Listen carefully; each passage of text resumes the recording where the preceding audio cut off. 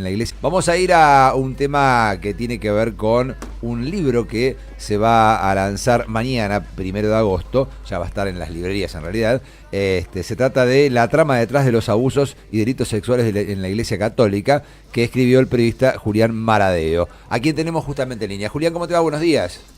¿Qué tal, Marcelo? Buen día para vos y toda tu audiencia. Bueno, gracias por atendernos, ¿eh? No, por favor. Bueno, contanos un poquito de qué se trata este libro. Bueno, ya el título obviamente está diciendo mucho, pero básicamente, ¿qué es lo que vos querés contarnos en este libro? El libro tiene 3 partes. La primera parte es en la que me profundizo fundamentalmente sobre cómo se fue armando la arquitectura de encubrimiento de los abusos sexuales dentro de la iglesia. Estamos acostumbrados a que cada tanto se conozcan, tanto en Argentina como a nivel mundial, casos de curas que abusaron y acosaron a jóvenes o también a religiosas, por ejemplo. Sin embargo, sobre lo que se ha profundizado muy poquito es que detrás de esto, para que ocurra y se extienda en el tiempo, hay todo un sistema de encubrimiento que fue diseñando el Vaticano, fundamentalmente en cuanto a documentos desde las décadas del 60. Hace alrededor de 3 o 4 años lo expuso el Comité de Derechos del Niño de Naciones Unidas, cuando le reclamó, como por 3ª o 4ª vez en 20 años, al Vaticano que termine de disolver este sistema que, entre otras cosas, imponía una ley del silencio tanto para las víctimas como para curas díscolos que denunciaban al interior de la institución esto que ocurría, y por otro lado también había una presión sobre los propios sobrevivientes y sus familias para que no hagan esta denuncia fuera de la institución. Y otro aspecto que involucraba era el traslado geográfico de los acusados. Bueno, esa es una primera parte del libro. La segunda parte del libro narra 3 casos paradigmáticos. Uno es el del Instituto Próbolo, tanto en Italia como en Mendoza y La Plata. Es un caso que se hizo muy público hace 2 años, pero tiene alrededor de 40 años, desde que vinieron los curas desde Italia a la Argentina hasta que se hizo público. El caso de Julieta Añasco, quien viene denunciando en La Plata el cura Héctor Ricardo Jiménez, y justo la semana pasada pudo comprobar que, a pesar de que el arzobispado de La Plata viene señalando que Jiménez fue separado de sus funciones, está dando misas en el Hospital San Juan de Dios. Y el tercer caso es el de los sobrevivientes del cura Justo José Larraz, quien acaba de ser condenado hace 1 mes y medio a 25 años de prisión en Paraná. La tercera parte del libro lo que hace es narrar la conformación de la red de sobrevivientes de abuso eclesiástico de Argentina, una estructura muy parecida a la que se hizo en Estados Unidos y se hizo conocida a través de la película Spotlight, la que gana el Oscar de Oro hace 2 años, y fundamentalmente lo que intentamos mostrar es cómo los sobrevivientes, ante la falta de respuestas por un lado de la Iglesia y ante la quietud normalmente meditada por parte de la justicia civil, deciden organizarse en busca de justicia, pero fundamentalmente con una finalidad muy clara, que es que los niños de hoy no sufran la experiencia que les tocó vivir a ellos en su infancia. ¿Y cómo es el papel del Vaticano, sobre todo a partir de la llegada de Francisco, ¿no? de Bergoglio?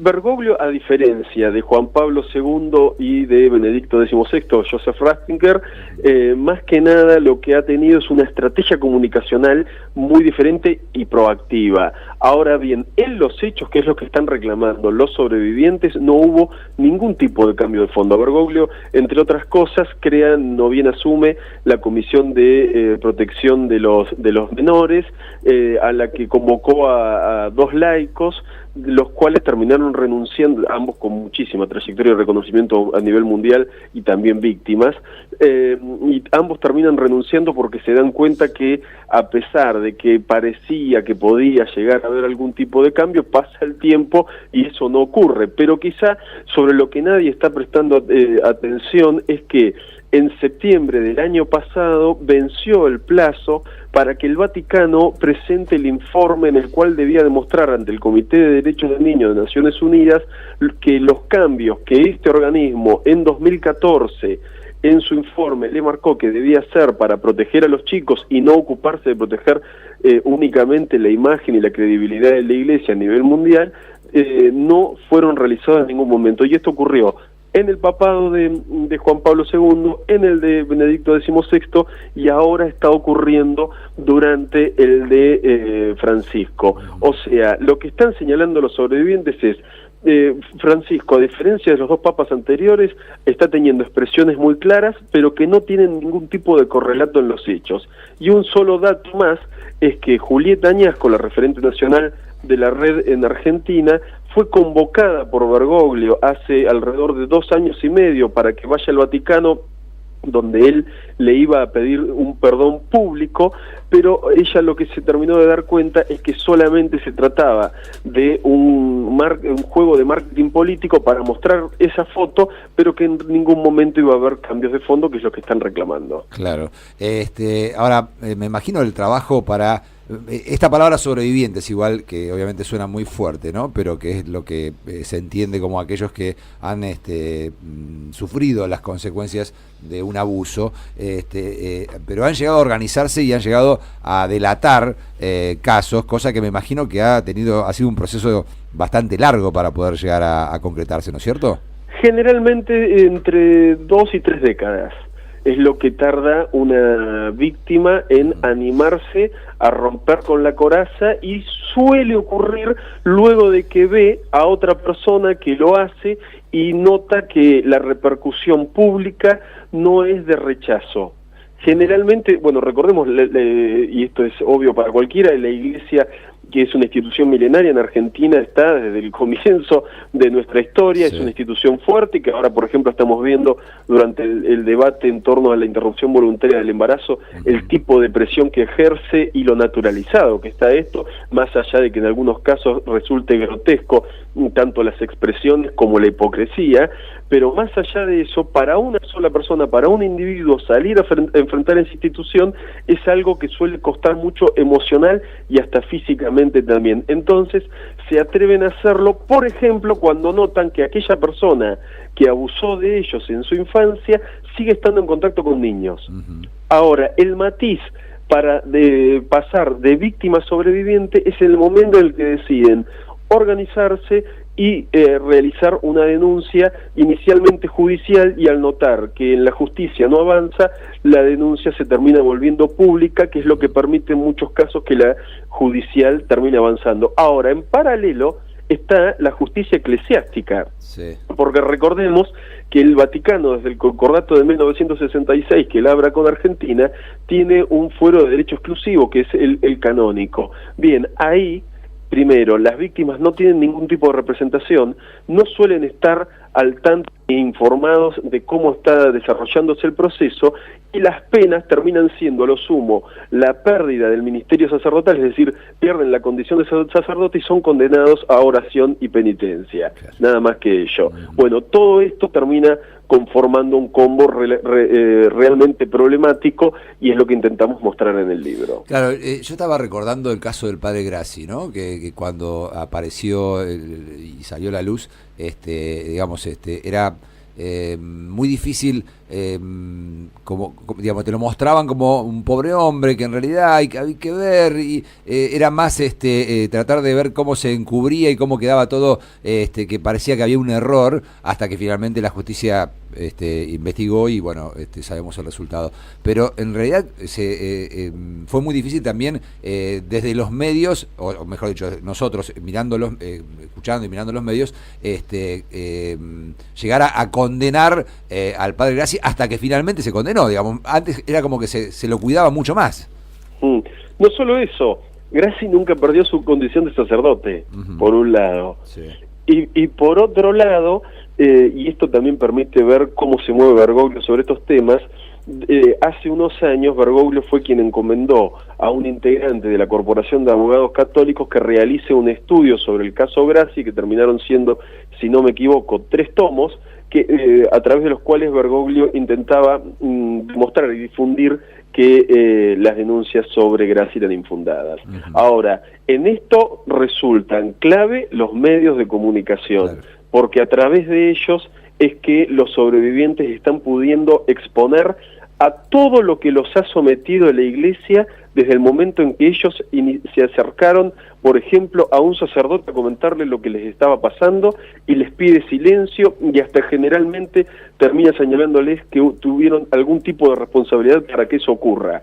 Bueno, hay otra muestra de hipocresía. Por ejemplo, en el caso de Larraz, que acaba de ser condenado este año a 25 años de prisión, el caso se conoce recién públicamente en 2012 a través de la revista que conduce Daniel Enz en Paraná. Bien, los casos fueron entre el 83 y el 89. El actual cardenal emérito y en ese momento arzobispo de Paraná, Stanislao Karlich, los conoce como mínimo en 1990. Termina haciendo un simulacro de juicio diocesano en 1994 y en lugar de poner a disposición de la justicia y Larraz, luego de comprobar su culpabilidad, lo envía a Roma a estudiar.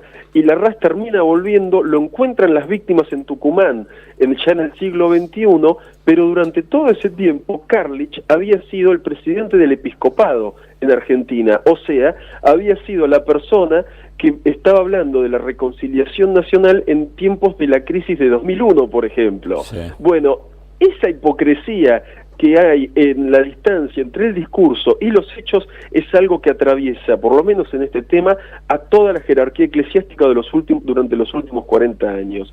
Quien lo reconoce en el libro es el obispo de San Francisco, Córdoba, Osvaldo Buenanueva, que fue puesto por el episcopado hace 2 años a cargo del armado de la estrategia de la Iglesia argentina ante este tema, y se está encontrando, y esto es lo que reconoce en el libro, ante dificultades muy concretas para poder avanzar en, por lo menos, de qué manera la Iglesia empieza a reconocer la profundidad que tiene el problema, y por otro lado termina de dejar de encubrir a los sacerdotes que están abusando de niños.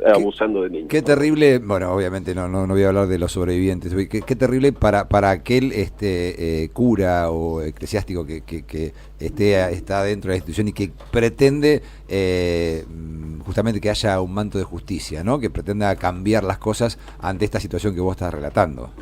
Fundamentalmente lo que hay que tener en cuenta es que la Iglesia es una estructura vertical, y el sacerdote que está teniendo estas dificultades que vos señalás conoce este problema como mínimo desde que es seminarista, si es que no lo conocía antes, y me imagino que ha ido elaborando a lo largo del tiempo de qué manera pararse ante esta situación. Está ocurriendo un choque generacional, por lo menos esto es lo que señalan quienes están dentro de la institución, entre, por ejemplo, el ala que conduce el recientemente arzobispo emérito de La Plata, Héctor Aguer, y los más jóvenes que están pidiendo tener una reacción mucho más fuerte y contundente sobre este tema.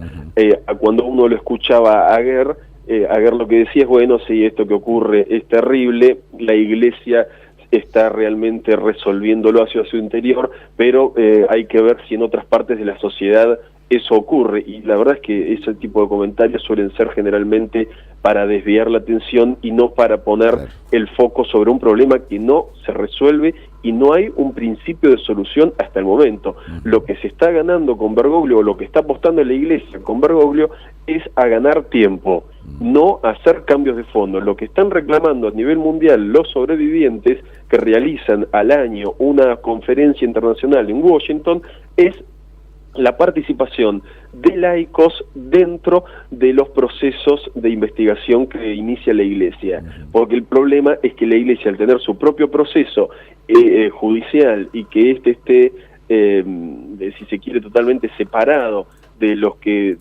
desarrolla cada justicia civil en cada país, es que le está permitiendo a la Iglesia mantener dentro de su estructura a los curas abusadores y no realmente ir a fondo para intentar desanudar el problema. Julián, por último quería preguntarte por esta campaña que ya se ha iniciado, este pañuelo naranja que habla de la separación entre Iglesia y Estado. ¿Cuál es tu opinión al respecto de esta campaña? Primero, es algo muy sencillo. O sea, Argentina ha declarado a través de su constitución, más allá de que en algunas constituciones provinciales esto no se registre, que es un Estado laico, y claramente que hoy primero haya una entrada del presupuesto a través de la cual del presupuesto nacional, a través de la cual se financia las asignaciones que utilizan con total discrecionalidad los curas, más después los aportes que hay para las instituciones educativas religiosas, más los subsidios que dan cada provincia, más los aportes que hacen los municipios. Bueno, me parece que aparte de profundizar en la lucha por la separación entre el Estado y la Iglesia, también hay que interrogar a los políticos que, más allá de que en muchos casos están saliendo con declaraciones de turno diciendo que sí, que hay que garantizar el Estado laico, en los hechos, por distintos motivos, entre otros para que los templos en épocas de campaña no se conviertan en unidades políticas en las cuales hay un discurso contrario, terminan diciendo una cosa y haciendo algo muy distinto. Creo que también hay que ir por el lado de preguntar a los políticos si realmente van a ir a fondo o solamente se van a quedar con discursos de ocasión. Julián, te agradecemos este ratito con nosotros y bueno, que sea un éxito la venta del libro también, ¿eh? Gracias por ser, un abrazo. Un abrazo. Chau, chau. Julián Baradeo, periodista, autor del libro La trama detrás de los abusos y delitos sexuales en la Iglesia Católica, que a partir de mañana está en las librerías.